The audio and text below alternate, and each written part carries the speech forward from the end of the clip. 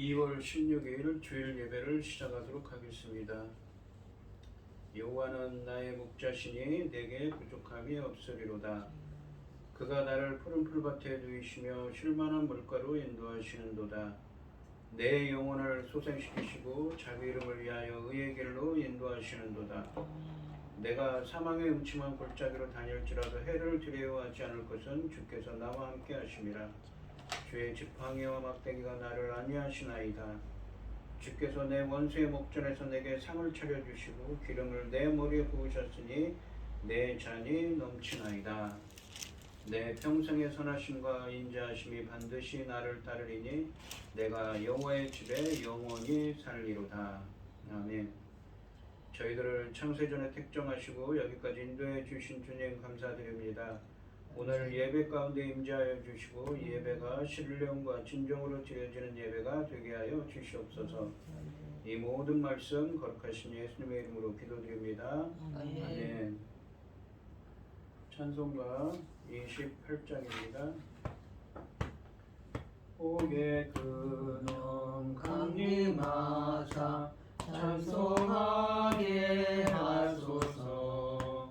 한량 없이 자비하심 증량할 길 없도다. 천사들의 찬송가를 내게 가르치소서. 구속하신 그 사랑을 항상 찬송합니다. 주의 주신 도움받아 이때까지 왔으니 이와 같이 천국에도 이르기를 바라네. 하나님의 품을 떠나 죄에 빠진 우리를 애수구하시려고 보혈 흘려 주셨네. 주의 귀한 은혜 받고 일생 빚진 자되네. 주의 은혜 사슬 되사 나를 주께 매소서. 우리 마음은 연약하여 범죄하기 쉬우니 하나님이 받으시고 전국인을 지소서. 아멘. 사도신경 하심으로 신앙 고백하시겠습니다. 전능하사 천지를 만드신 하나님 아버지를 내가 믿사오며 그의 아들 우리 주 예수 그리스도를 믿사오니 이는 성령으로 잉태하사 동정녀 마리아에게 나시고 본디오 빌라도에게 고난을 받으사 십자가에 못 박혀 죽으시고 장사한 지 사흘 만에 죽은 자 가운데서 다시 살아나시며 하늘에 오르사 전능하신 하나님 우편에 앉아 계시다가 저리로서 산자와 죽은 자를 심판하러 오시리라. 성령을 믿사오며 거룩한 공예와 성도가 서로 교통하는 것과 죄를 사하여 주시는 것과 몸이 다시 사는 것과 영원히 사는 것을 믿사옵나이다. 아멘. 교동문 61번입니다. 내가 소리내어 여호와께 부르짖으며 소리내어 여호와께 간구하는도다.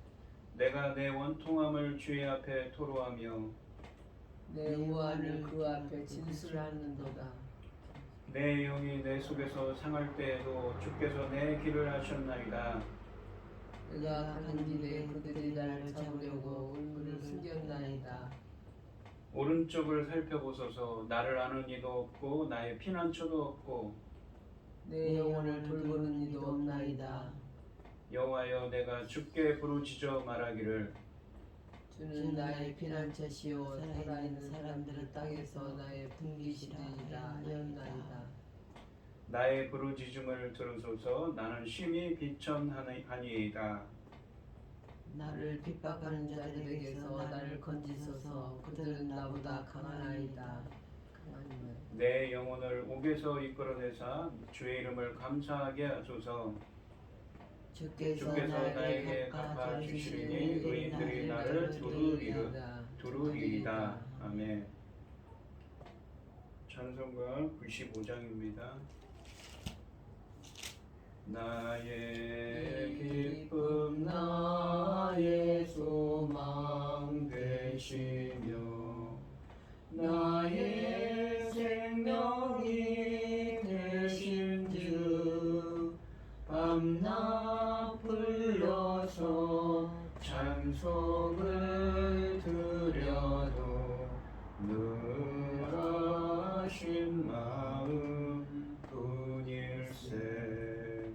나의 사모하는 선한 목자는 어느 꽃다운 동산에 양의 무리와 늘 함께 가셔서 기쁨을 함께 하실까. 길도 없이 거친 넓은 들에서 갈 길 못 찾아 애쓰며 이리저리로 되뇌는 내 모양 저 원수 조롱하도다. 주의 자비롭고 화평한 얼굴 모든 천사도 반기며 주의 놀라운 진리의 말씀에 전지가 바다하도다. 나의 진정 사모하는 예수님 음성조차도 반갑고 나의 생명과 나의 참 소망은 오직 주 예수 뿐일세. 아멘. 기도하겠습니다. 여호와여, 내 기도를 들으시고 나의 부르짖음을 주께 상달하게 하소서. 나의 괴로운 날에 주의 얼굴을 내게서 숨기지 마소서. 주의 귀를 내게 기울이사 내가 부르짖는 날에 속히 내게 응답하소서. 내 날이 연기같이 소멸하며 내 뼈가 숯같이 탔음이니이다.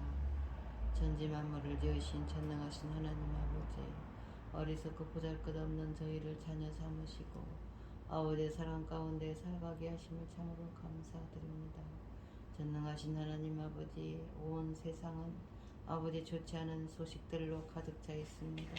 이곳저곳에서 큰 전쟁, 또 이곳저곳에서 큰 재난, 아버지 듣기조차도 두려운 소식들이 들리고 있지 않습니까? 이런 가운데에도 저희 나라 지켜주셔서 이만큼 아버지 하나님께서 편안한 수가 있었습니다. 아버지 하나님, 이 나라의 지도자를 아버지 하나님 저희들이 잘못 선택하여서 아버지 어려운 일을 당하였사오니 마무리가 잘 되도록 지켜주시옵소서. 전능하신 하나님 아버지, 저희 대한민국 아버지 하나님 불쌍히 여겨 주시옵소서. 아버지 기뻐하시지 않는 쪽으로 많이 달려왔사오니 아버지 하나님께서 아버지 기뻐하신 그 길을만 달려가는 이 민족 되도록 도와주시고 정금 같은 귀한 사명 잘 감당하는 이 민족 되도록 지켜주시옵소서. 열매 거둘 시대를 맞이하여 당신의 사랑하는 종 열매 거둘 말씀으로 강단에 세우셨사오니 이 말씀으로 말미암아 아버지께서 기뻐 받으실 열매들이 넉넉히 나오기를 간절히 소원하옵고 이 모든 말씀 억만 죄악 가운데서 우리를 구원하여 주신 예수 그리스도 이름으로 기도드리옵나이다. 아멘. 오늘 함께 하실 하나님의 말씀은 마태복음 9장 9절부터 13절까지 말씀입니다. 마태복음 9장 9절부터 13절까지 말씀입니다. 교독하겠습니다. 제가 먼저 읽겠습니다. 예수께서 그곳을 떠나 지나가시다가 마태라 하는 사람이 세관에 앉아 있는 것을 보시고 이르시되 나를 따르라 하시니 일어나 따르니라. 예수께서 마태 집에서 앉아 음식을 샀을 때 많은 세리와 죄인들이 와서 예수와 함께 그 제자들과 함께 앉았더니 바리새인들이 보고 그의 제자들에게 이르되 어찌하여 너희 선생은 세리와 죄인들과 함께 잡수시느냐. 예수께서 들으시고 이르시되 건강한 자에게는 의사가 쓸데없고 병든 자에게는 쓸데있느니라. 너희는 가서 내가 긍휼을 원하고 제사를 원하지 아니하노라 하신 뜻이 무엇인지 배우라. 나는 의인을 부르러 온 것이 아니요 죄인을 부르러 왔노라 하시니라. 아멘.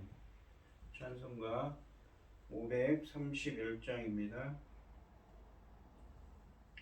자비한 주께서 부르시네 부르시네 부르시네 사랑의 햇빛을 왜 안 받고 점점 더 멀리 가나.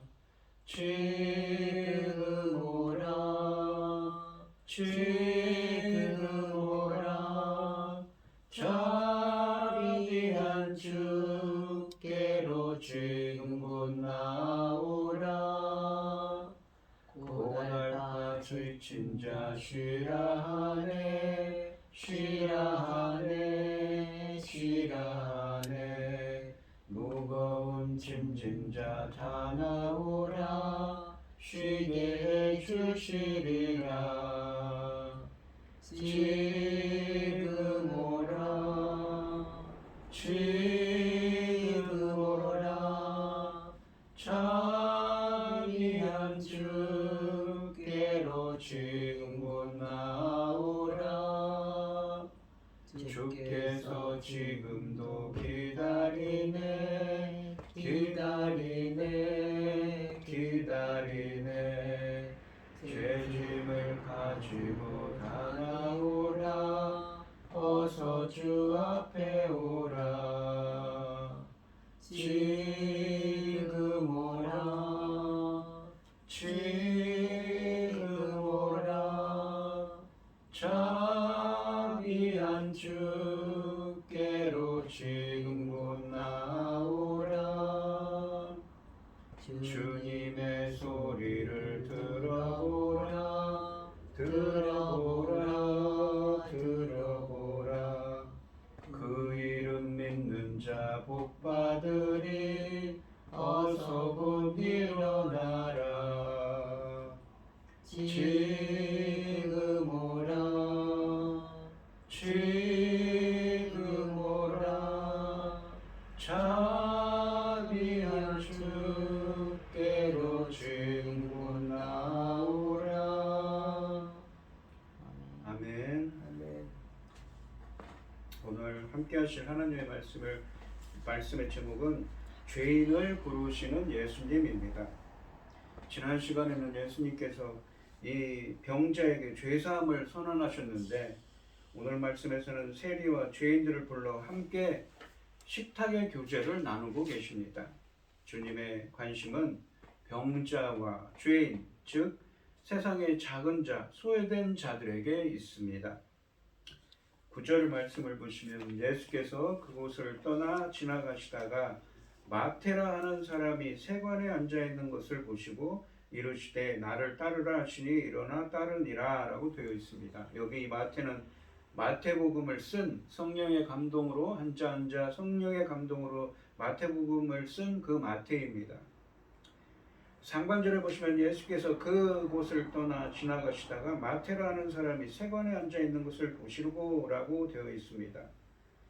이 병행하는 본문인 마가복음과 누가복음에도 비슷한 이야기가 있죠. 마가복음 2장 14절과 누가복음 5장 27절에는 그의 이름이 알페오의 아들 레위로 부르는데 마태복음은 마태라고 부릅니다.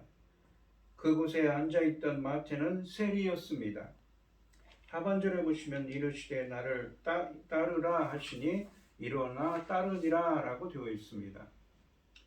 이 마태복음 4장 18절로 21절 말씀에서 4명의 제자들을 부르실 때와 마찬가지로 예수님은 마태가 세관에서 자신의 직업에 종사하고 있을 때 먼저 그를 부르셨습니다. 그러자 마태는 망설임 없이 즉각 예수님을 따랐습니다. 여기서 따르라 그리고 따르니라로 번역된 헬라어 이 아콜로데오는 제자도를 의미하는 이 표현으로 이 마태복음에서 계속 자주 사용되는 표현입니다. 예수님께서 마태를 부르시자 그가 그 자리에서 따라 나섰다는 내용의 말씀이 마치 그것이 당연한 일인 것처럼 간결한 문체로 서술되어 있다는 사실에 주목할 필요가 있습니다. 사실 예수님의 부르심에 대한 마태의 즉각적인 반응은 놀라운 것입니다. 나를 따르라 라는 이 직설적인 예수님의 명령에 세관에 앉아있던 마태가 그 자리에서 그 명령에 따랐음을 시사하는 일어나 라고 간결하게 표현하는 것은 예수님의 부르심에 대한 즉각적인 순종이 그분의 제자로서 해야 할 가장 기본적인 자세임을 보여주고 있습니다. 예수님이 나를 따르라 라고 말씀하시자 마태가 일어나 즉시 따른 것은 로마 제국이 보장하는 안정된 체계에 기대어 살기보다 예수님을 따르는 제자의 길을 가겠다고 결단한 것이며 뒤를 돌아보지 않겠다는 결의의 표현이라고 할 수가 있습니다. 누가복음 5장 28절 말씀은 그가 모든 것을 버리고 예수님을 따랐다고 말씀하고 계십니다. 생각해보면 마태는 예수님을 따르기 위해 다른 제자들보다 훨씬 더 많은 것을 포기했습니다. 그는 세리, 그러니까 지금으로 말하면 세무 공무원입니다. 부유한 삶을 살았습니다. 또한 어부였던 제자들은 언제든 본업으로 돌아갈 수 있습니다. 이 요한복음 21장에 보시면 이 베드로가 예수님이 십자가에 죽으신 후에 베드로가 어부로서 배 낚시를 하고 있습니다. 이렇게 어부들은 자기들의 어부의 일을 다시 할 수 있지만 이 세리였던 마태는 한 번 떠나면 옛 직업으로 돌아갈 수가 없습니다. 그러므로 그의 결단은 예수님의 부르심만큼이나 파격적이라고 할 수가 있습니다. 그래서 마태의 이러한 헌신은 어부였던 베드로와 요한, 야고보, 안드레의 헌신보다 큰 헌신이라고 할 수가 있습니다. 이렇게 믿음은 변화와 행동을 포함합니다. 중풍병자를 데려온 사람들의 믿음은 예수님을 신뢰하는 마음에 그치지 않고 병자의 침대를 둘러매고 온 행위였습니다. 세리 마태의 믿음은 옛 삶을 후회하는 데 그치지 않고 세리의 자리를 박차고 일어나 주님을 따라간 것입니다. 또한 여기서 주목할 점은 예수님께서 세리를 제자로 부르셨다는 것입니다. 당시 세리는 로마 제국의 이 빌부터 사는 사람입니다. 로마가 인정한 헤롯 안티파스의 통치에 적극적으로 동조했을 뿐만 아니라 세리는 세금을 거두어서 일정액을 이 로마 제국에 상납하고 나머지는 자기가 다 착복하는 사람이었습니다. 또한 유대인의 돈과 이방인의 돈을 같이 취급함으로써 유대의 정결 규례를 무시했습니다. 그러다 보니 온갖 부정과 부패가 난무했으며 세리들은 로마 사람들을 위해 일하면서 자기 백성을 착취하는 매국노로 취급받기 일쑤였습니다. 그들은 이방인과 같이 여겨졌고 성전이나 회당에 들어갈 수 없었으며 유대인의 법정의 증인으로 세워질 수도 없었습니다. 그들이 성경에서 죄인들 그리고 심지어 창녀들과 짝으로 언급되는 점은 그들이 사회적으로 얼마나 형편없는 자들로 인식되었는가를 엿보게 합니다. 따라서 예수님께서 세리를 제자로 부르셨다는 사실은 그 자체로서 사람들의 비난 섞인 주목을 받기에 충분했습니다. 이렇게 예수님이 당시 정치적으로 사회적으로 천대받는 세리를 부르신 것은 칼빈의 설명과 같이 구원이 하나님의 무조건적인 은혜라는 것을 우리에게 보여주고 있습니다. 10절 말씀을 보시면 예수께서 마태의 집에서 앉아 음식을 잡수실 때에 이 앉은 많은 세리와 이 죄인들이 와서 예수와 그의 제자들과 함께 앉았더니 라고 말씀하십니다. 이 상반절 말씀해 보시면 예수께서 마태의 집에서 앉아 음식을 잡수실 때에 라고 하시는데 10절 말씀에는 마태의 집이라고 나와 있지만 헬라 원문으로는 그냥 집이라고만 나옵니다. 그런데 이 누가복음 6장 29절 말씀은 헬라 원문으로 이 레위가 예수님을 위해 그의 집에 초대한 것으로 좀 더 명확하게 표현하고 있습니다. 즉 마태의 집을 의미합니다. 그리고 앉아라고 번역된 이 히브리어는 비스듬히 기대어 눕다라는 뜻으로 일반 식사보다는 연회, 잔치의 식사 모습을 의미합니다. 그러니까 당시에 유대인들은 식탁에 앉아서 있는 게 아니라 비스듬히 누워서 기대어 누워서 이 연회, 이 잔치 자리에서 그러한 자세로 이 음식을 먹었다는 것입니다. 마태는 예수님을 따르기로 하고서 예수님 일행을 초대하여 잔치 연회를 열었습니다. 하반절에 보시면 많은 세리와 죄인들이 와서 예수와 그의 제자들과 함께 앉았더니 라고 말씀하십니다. 하반절은 헬라 원문으로는 이두라는 보라라는 이 의미의 말씀으로 시작합니다. 그런데 한글 성경에는 빠져 있죠. 이 이두라는 말은 계속 이 마태복음에서 나오는데 뭔가 특별한 일이 벌어질 것을 암시합니다. 흥미롭게도 이 본문에 와서라고 번역된 이 헬라어 엘코마이라는 것은 임하다, 오다라는 의미의 이 헬라어는 마태복음 8장 2절과 9장 18절 말씀에서도 나오는데 예수님이 치유하시는 문장 맨 앞에 나오는 것입니다. 예수님께 온 사람은 치유를 받았습니다. 치유를 경험할 때 쓰여진 단어입니다. 그리고 예수님은 마태복음 11장 27절 말씀에서 수고하고 무거운 짐을 진 자들을 오라고 초대하실 것이며 마태복음 14장 29절 말씀에서는 흔들리는 배 안에서 두려워하는 베드로를 오라고 초대하실 것입니다. 마태는 자기 집에 예수님과 제자들을 초대했고 동료 세리들과 죄인들이 그의 집에 와서 예수님과 함께 식사에 참여했습니다. 본문 말씀은 예수님이 마태의 집에서 식탁에 앉아있는 중에 많은 세리와 죄인들이 온 것으로 표현하고 있습니다. 헬라 원문을 봐도 그렇게 표현하고 있습니다. 예수님이 식사를 하고 있을 때 죄인들과 이 세리들이 왔다는 것이지요. 그래서 함께 있다고 표현하고 있습니다. 이것은 예수님의 초대를 강조하는 것입니다. 마태의 집에 초대를 받으신 예수님께서 다시 초대자의 입장에서 세리들과 죄인들을 환대하고 있습니다. 예수님께서 참여하시는 식사가 비록 마태가 초대한 자리일지라도 본문은 세리들과 죄인들이 예수님의 환대를 받아 그와 함께 식탁에 앉는 것을 주목하여 표현하고 있습니다. 본문의 배경은 그래서 어떻습니까? 상징적으로 종말에 있을 메시아의 잔치를 상징합니다. 우리가 구약성경에서 이스라엘 백성들은 하나님과 백성 사이의 언약을 기념해서 식사를 했습니다. 대표적인 것이 출애굽기에서 이 십계명을 받을 때 시내산에 가서 언약을 맺고 십계명을 받을 때 출애굽기 24장 9절로 11절에서 이스라엘의 장로들이 함께 시내산에 올라가서 식사를 하지요. 그리고 결혼을 축하할 때 전쟁에서 승리를 축하하기 위해 공동으로 이스라엘 백성들은 식사를 했습니다. 또한 이 출애굽기에 하나님은 광야에서 이스라엘을 위해 만나와 메추라기와 물을 주셨습니다. 이스라엘 백성은 이러한 공동 식사를 자신들끼리의 식사일 뿐만 아니라 하나님과 함께하는 식사 또는 하나님이 베푸시는 식사로 이해했습니다. 그래서 이 시편 23편 5절에 보시면 주께서 내 원수의 목전에서 내게 상을 차려주신다라는 표현도 주님께서 식사를 이 베풀어 주신다는 의미로 해석했던 것이죠.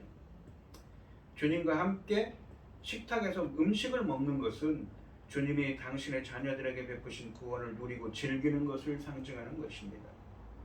우리는 그러한 식탁의 상징성을 예수님이 광야에서 만나를 먹이신 일과 예수님이 광야에서 오병이어를 먹이신 일을 통해서 알게 됩니다. 이러한 하나님과의 식사는 이사야서 25장 6절로 9절 말씀에 있는 내용처럼 종말에 펼쳐질 메시아의 잔치를 기대하게 만들었습니다. 이 이사야서 25장 6절로 9절에 보시면 예언적인 말씀이죠. 만군의 여호와께서 이 산에서 만민을 위하여 기름진 것과 오래 저장하였던 포도주로 연회를 베푸시리니 곧 골수가 가득한 기름진 것과 오래 저장하였던 맑은 포도주로 하실 것이며, 하나님이 연회를 잔치를 베푸셔요. 하나님의 종말로 메시아적인 무엇입니까? 메시아의 잔치죠. 이것은 구원을 즐기고 이 하나님의 베푸신 구원의 은혜를 누리고 즐기는 것이라고 했습니다. 7절에 보시면 또 이 산에서 모든 민족의 얼굴을 가린 가리개와 열방 위에 덮인 덮개를 제하시며 사망을 영원히 멸하실 것이라. 어떠신가요? 요한계시록이 생각나죠. 요한계시록 19장에 보시면 어린 양의 혼인잔치가 열립니다. 그리고 죄와 사망을 20장 21장에 가시면 완전히 멸하십니다. 주 여호와께서 모든 얼굴에서 눈물을 씻기시며 자기 백성의 수치를 온천하에 제하시리라. 여호와께서 이같이 말씀하셨느니라. 그 나라에 말하기를 이는 우리의 하나님이시라. 우리가 그를 기다렸으니 그가 우리를 구원하시리로다. 이는 여호와시라. 우리가 그를 기다렸으니 우리는 그의 구원을 기뻐하며 즐거워하리라 할 것이며 라고 말씀하고 계신 것입니다. 이렇게 유대인들에게 있어 식사는 하나님께서 함께하는 식사, 하나님이 베푸는 식사, 하나님이 구원의 은혜를 베푸신 것을 누리고 즐기는 그러한 은혜의 식사였다는 것이죠. 즉 예수님이 베푸시는 이 식사에 세리들과 죄인들이 참여했다는 것은 이 땅에서 펼쳐지는 메시아의 잔치에 환대를 받아 이러한 종말론적인 하늘나라의 잔치를 미리 체험하고 있는 것입니다. 그리고 여기서 죄인들은 세리들과 마찬가지로 율법을 저버리는 삶의 자리에 있던 자들이었습니다. 유대인의 전통이 규정한 죄인은 부정한 행동을 한 사람, 부정한 직업을 가진 사람, 이 세리처럼 말입니다. 인종적으로 부정한 자, 즉 이방인들이지요. 그리고 부정한 자와 접촉한 사람입니다. 그러니까 우리가 생각하는 죄인과는 보다는 훨씬 더 범위가 넓지요. 부정한 일을 한 사람도 죄인으로 생각했던 것입니다. 예수님이 세리들과 죄인들과 갖는 이 식탁 교제는 하나님 나라의 잔치가 지금 여기 시작되고 있으며 하나님의 놀라운 자비가 베풀어지고 있다는 사실을 보여줍니다. 당시의 유대인들의 관점에서 이 세리들과 죄인들은 하늘나라에 참여할 수 없는 대상이지만 예수님은 이들을 하늘나라의 가족에 포함시켜 함께 그 나라의 잔치에 참여하도록 하셨습니다. 유대인들은 이방인들이 메시아의 잔치에 참여하리라고는 전혀 예상하지 못했지만 이 8장 11절 말씀에서 예수님은 이방인들이 그 잔치에 참여할 것이라고 단언하셨는데, 마찬가지로 유대인들은 죄인들도 메시아 잔치에 참여하리라고 전혀 예상하지 못했지만 이 오늘 본문 말씀에서는 이 세리들이 예수님과 함께 메시아의 잔치 자리에 함께 앉아 있습니다.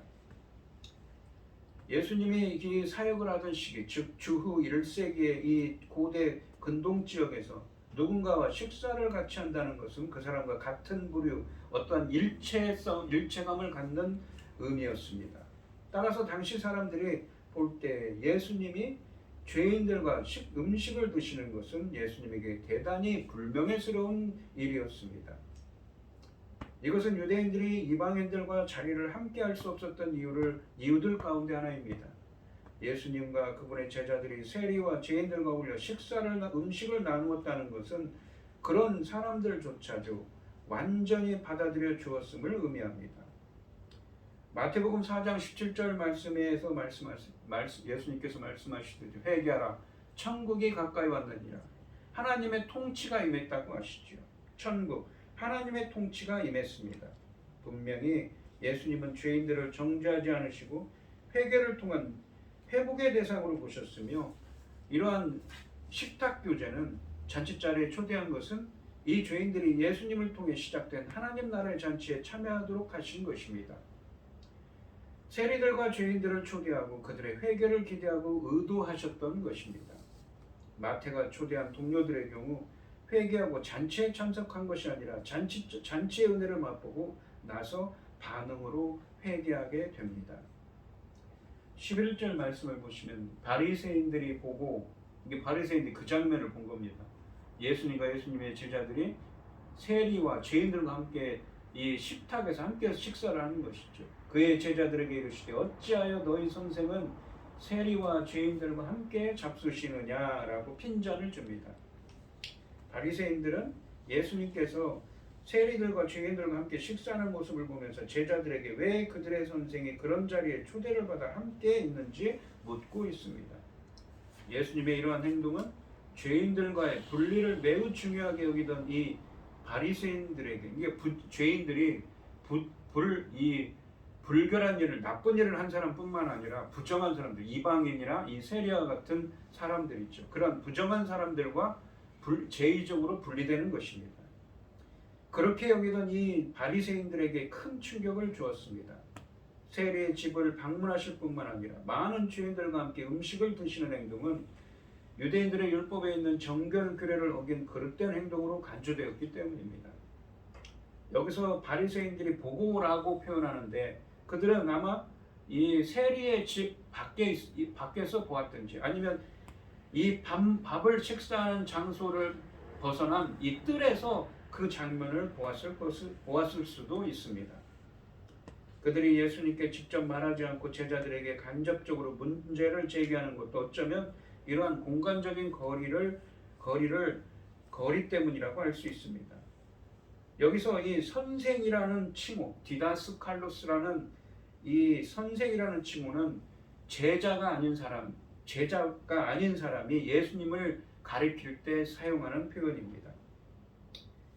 의의를 표방하면서 이방인 죄인들로부터 철저히 분리된 삶을 고수하던 바리새인들이 예수님의 제자들에게 비방조의 질문을 던진 것은 결코 놀라운 일이 아닙니다. 세리와 죄인들과 어울리신 예수님의 행동은 바리새인들이 고수하던 기본 원칙에 어긋났을 뿐더러 그들로 하여금 그분이 과연 하나님의 뜻을 진정으로 따르는 분이신지 의심을 품지 않을 수 없게 만들었습니다. 12절 말씀해 보시면 예수께서 들으시고 이르시되 건강한 자에게는 의사가 쓸데없고 병든 자에게라야 쓸데있느니라. 바리새인들이 제자들에게 물었는데 대답은 예수님에게 나옵니다. 여기서 의사는 누구입니까? 예수님이죠. 건강한 자는 누구입니까? 바로 바리새인들이고 병든 자는 누구입니까? 세리와 죄인들을 가리킵니다. 13절 말씀해 보시면 너희는 가서 내가 긍휼을 원하고 제사를 원하지 아니하노라 하신 뜻이 무엇인지 배우라.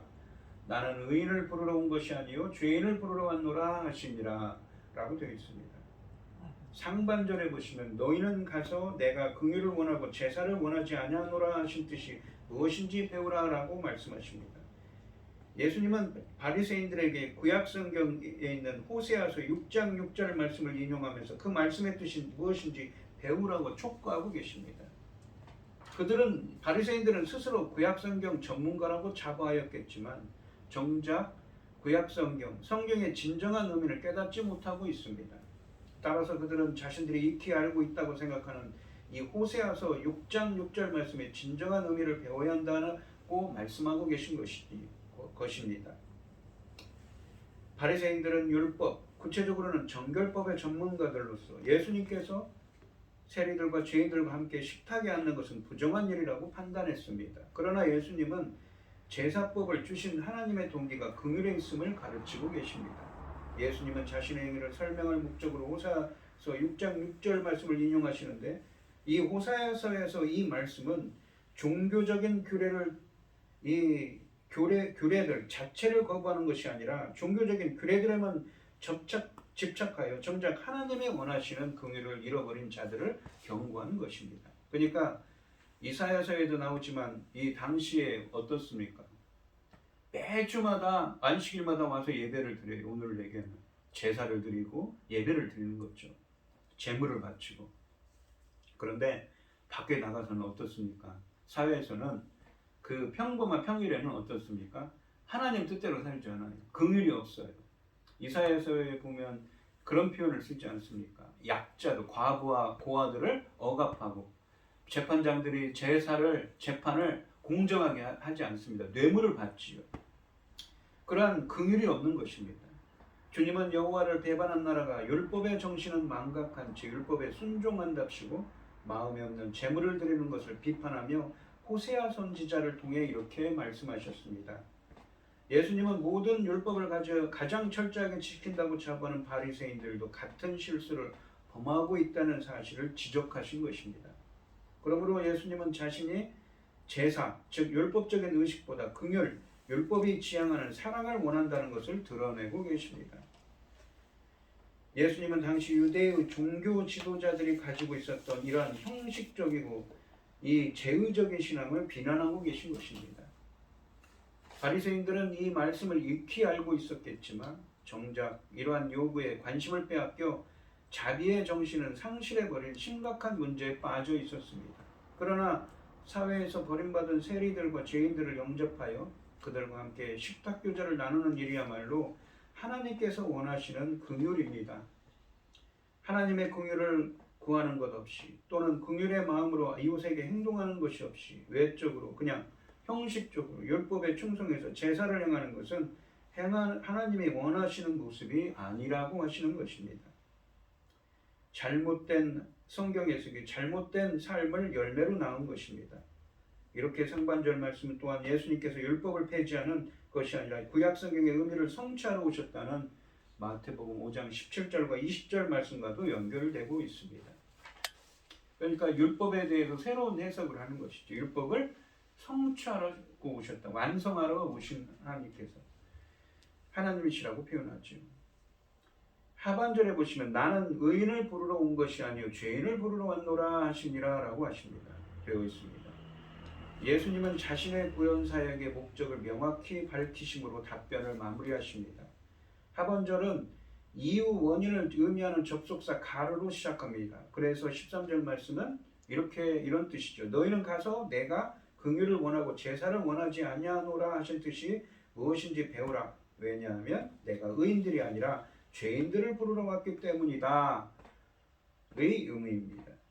즉 예수님의 사명은 죄인들에게 긍휼을 베풀어 구원시키는 것이라는 의미입니다. 또한 이 13절 하반절 말씀은 12절 하반절 말씀에 그렇죠. 건강한 자에게는 의사가 쓸데없고 병든 자에게는 쓸데있느니라 라는 이 말씀에서 언급한 건강한 자와 병든 자에 대한 근원적 비유의 의미를 알려주고 있습니다.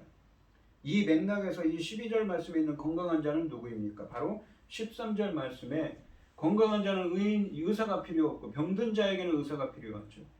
이 건강한 자는 13절 말씀에 의인이고 12절 말씀에 병든 자는 13절 말씀에 죄인을 의미합니다. 예수님은 이 말씀을 통해 병자가 의사를 필요로 하는 것처럼 죄인들에게는 하나님의 긍휼이 필요하다는 사실을 강조합니다. 예수님이 세리들과 죄인들에게 잔치를 베푸시는 것은 하나님의 긍휼이 필요한 그들에게 자비를 베풀기 위해서라는 것입니다. 여기서 예수님은 의인이라고 자칭하는 바리새인들을 풍자합니다. 예수님이 오신 이유는 죄인들의 죄를 용서해 주기 위해서입니다. 예수님은 그들을 구원받게 하시기 위해 이 땅에 한 인간의 모습을 입고 오셨습니다. 그러므로 예수님이 죄인들과 함께 음식을 먹으며 교제하시는 것은 당연한 것입니다. 바리새인들은 자신들이야말로 영적으로 가장 건강하다고 자부하는 자들이지만입니다. 그러므로 예수님은 그들과 함께 식사하실 필요가 없습니다. 반면에 하나님께 한없이 죄송하고 부끄럽고 자신을 가리켜 죄라는 질병을 앓고 있는 죄인들은 그들을 고치실 예수님을 절실히 필요합니다. 그러므로 예수님은 당연히 죄인들을 구원하고 치료하기 위해 그들을 찾아가실 것입니다. 이 마태복음 5장 3절 말씀처럼 심령이 가난한 자, 하나님의 은혜를 구하는 자죠. 갈급하게 천국을 맛볼 수 있습니다. 이 말씀은 우리가 부족하고 연약할수록 하나님이 더 많은 관심과 은혜로 우리를 살피신다는 것을 의미합니다. 예수님은 의인을 찾으러 온 것이 아니라 죄인을 부르러 오셨기 때문입니다. 그러므로 치료자이신 예수님께 부족함과 연약함을 고백하고 도움을 청하는 사람이 지혜로운 사람인 것입니다. 이 오늘 본문 말씀을 보시면 마태가 예수님을 따랐다는 말씀은 대단히 간결합니다. 마태는 예수님의 부르심에 즉각적인 순종으로 반응합니다. 그는 제자로 부름을 받는 데 있어서 아무런 이유를 묻지 않으며 아무런 조건도 달지 않습니다. 우리는 이러한 마태의 모습을 본받아야 합니다. 주님이 부르시면 즉시 모든 것을 내려놓고 따르는 우리는 제자가 되어야 합니다. 또한 죄인을 부르러 오셨습니다. 죄인이 오는 것을 거절하지 않으실 뿐만 아니라 죄인을 불러 나를 따르라고 하십니다. 예수님의 관심은 의인으로 자처하는 자들이 아니라 그들이 죄인으로 낙인 찍었던 세리와 창녀와 이방인들에게 있습니다. 주님이 우리에게 바라시는 예배는 마음을 담아 이 같은 작은 자 한 사람을 섬기는 긍휼의 행동입니다. 마태복음 28장 19절 말씀에서 예수님께서 명령하신 대로 긍휼을 가르치고 베푸는 제자가 되어야 합니다. 오늘 이 시간 예수님께서 작은 자 한 사람에게 사랑과 긍휼을 베푸신 것처럼 우리들도 예수님처럼 작은 자 한 사람에게 사랑과 긍휼을 베푸는 예수님의 제자가 되시기를 주님의 이름으로 축원드립니다. 기도하겠습니다. 하나님 아버지 감사합니다. 오늘 주신 말씀에서 예수님께서는 세리인 마태를 부르시고 세리와 죄인들을 잔치 하나님의 종말론적인 하나님의 잔치에 참여해서 그들과 교제를 나누십니다. 하나님의 자비와 긍휼은 어디에 있습니까? 바로 낮은 곳에, 소외된 곳에 세리와 죄인들과 창녀와 같은 사람들과 의인을 부르러 오신 예수님이 아니라 죄인들을 회개하기 위해서 오신 예수님은 그들에게 자비와 긍휼을 베풀기 위해 오셨습니다. 그들을 회개의 자리로 나아가게 할 수 있게 하기 위해서 오신 예수님의 사명을 감당케 해서 오셨음을 오늘 본문 말씀은 나타내고 있습니다. 저희들도 예수님처럼 낮은 곳에 임하신 그 예수님처럼 저희들도 그 낮은 곳에서 작은 자 한 사람에게 사랑과 긍휼을 베푸는 예수님이 제자가 될 수 있도록 인도하여 주시옵소서. 아멘. 이 모든 말씀 거룩하신 예수님의 이름으로 기도드리옵나이다. 아멘. 찬송가 370장을 하시고 370장을 하시겠습니다. 주 안에 있는 나에게 딴 근심이 있으랴 십자가 밑에 나가 내 짐을 풀었네. 주님을 찬송하면서 할렐루야 할렐루야 내 앞길 멀고 험해도 나 주님만 따라가리.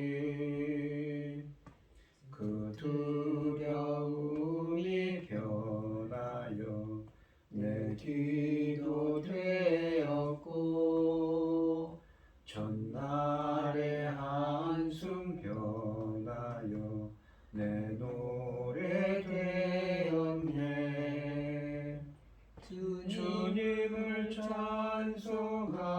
찬송하면서 할렐루야 할렐루야 내 앞길 멀고 험해도 나 주님만 따라가리.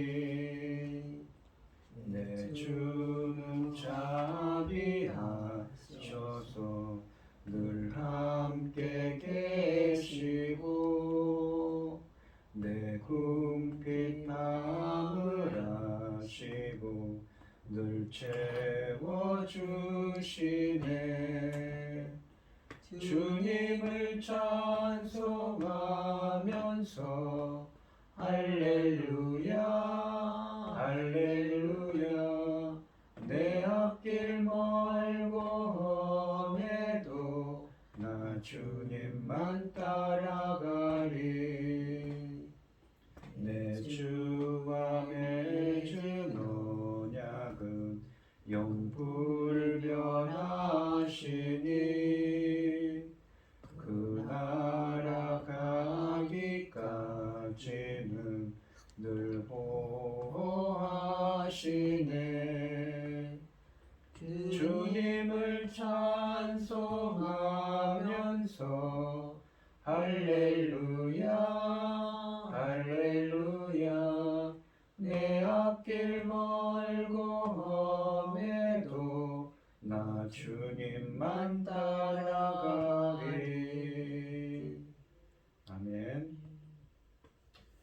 참 감사하신 하나님, 오늘 주신 말씀처럼 저희들도 세리와 죄인들과 함께 하시고 그들과 식탁 교제를 나누시며 자비와 긍휼을 베푸신 예수님처럼 저희들도 작은 자 한 사람에게 자비와 긍휼을 베푸는 예수님의 제자가 되게 하여 주시옵소서. 오늘 주신 말씀처럼 저희들도 항상 예수님의 제자가 되기를 원합니다. 주님께서 붙들어 주시옵소서. 오늘 이 시간 주님의 은혜에 감사드리며 주님께 귀한 예물을 드리는 손길들이 있습니다. 우리 김혜순 권사님, 최백령 집사님 주님께서 붙들어 주시고 함께하여 주시옵소서. 바라옵건대 우리 권사님 아픈 것들 깨끗하게 나올 수 있도록 주님께서 긍휼과 아멘. 자비를 베풀어 아멘. 주시옵소서. 아멘. 드려지는 손길마다 주님께서 기억하여 주시고 이 간과 기도에 귀 기울여 주시고 응답하여 주셔서 주님의 기뻐하시는 뜻을 행할 수 있도록 인도하여 주시옵소서. 아멘. 기뻐받아 흠양하여 주실 줄 믿사오며 이 모든 말씀 거룩하신 예수의 이름으로 기도드리옵나이다. 아멘. 아멘. 축도하심으로 오늘 예배를 마치겠습니다. 이제는 주 예수 그리스도의 은혜와 아버지 하나님의 극진하신 사랑과 성령의 교통하심이 성도들 머리머리 위에 이제로부터 영원히 함께 있을지어다. 아멘.